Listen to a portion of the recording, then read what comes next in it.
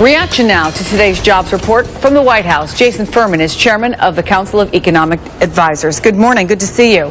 Morning, Chris. You're smiling. I guess you're happy with these numbers. Is it about what you expected? You know, you're always happy when the economy is creating jobs. October was more confusing set of data. As you said, you saw job creation, but you saw the unemployment rate ticking up. I think the thing that was clearest and most exciting to us in these data were that August and September were revised up. We were now, looks like we were creating about 200,000 jobs a month, and so going into the shutdown, the economy was in a stronger place than people thought previously. Well, as you well know, the White House put out a report ahead of today's jobs report, and it found that the shutdown led to more than 6 million days of lost work, cost taxpayers $2 billion in back pay, that's for government workers, and led to 120,000 jobs lost in the private sector. But then again, we find in today's labor report that there are 212,000 jobs added in the private sector. How do you sort of balance those two things? Is there a disconnect?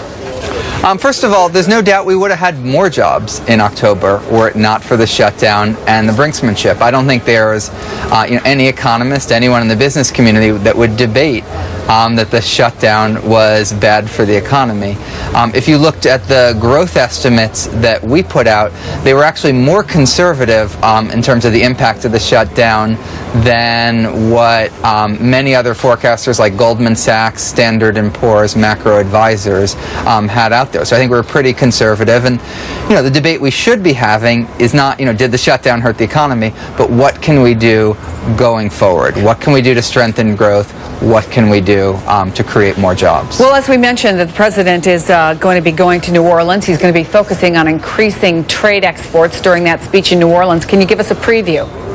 Sure. One of the things you need for exports is you need good infrastructure to move your goods to your ports, and you need good ports to ship your goods out of the country. So when you invest in infrastructure, you don't just create infrastructure jobs today, you also help your exports and strengthen the economy in the future. But we also know that this is something the president has been pushing for throughout his time in office. So far, no great success. What makes you think it'll be different now?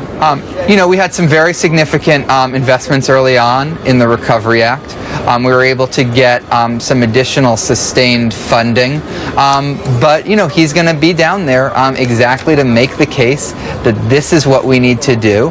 We also need to do more for our economy: education, training, reform our business tax code, get our deficit down over the medium and long run. And the good news is that Congress has a conference committee in regular order, trying to work through these issues right now. And we'd like to see them do them. You know what the Republicans would say? The effect of the sequester has been terrific on the debt, and in fact, they would take a lot of credit for what we're seeing right now in debt reduction. What would you say?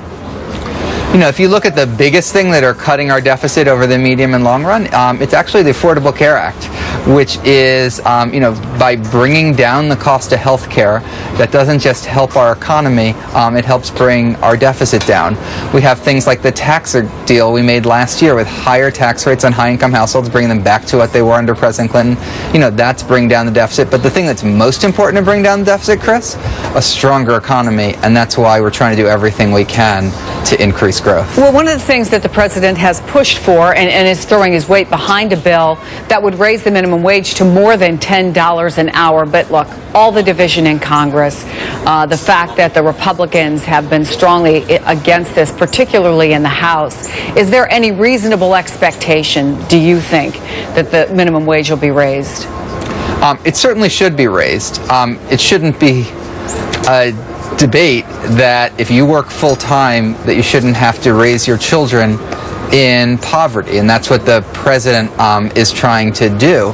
If you look back, the last time we passed a minimum wage, President Bush signed it into law. The time before that, Speaker Gingrich passed it out of the House. So this should be something that everyone can get behind. Whether or not they can, I can't tell you, but it would certainly be good for workers, good for wages, and good for the economy. Jason Furman at the White House for us this morning. Thank you so much. Thank you.